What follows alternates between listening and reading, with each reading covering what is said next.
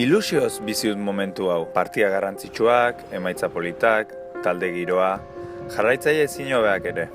Baina ez gaitu bizitzak denok berdinatzen. Ezagutzen ditut Mozambike iparraldeko nekazariak egunero gurea baino partia garrantzitsua jokatzen dituztenak.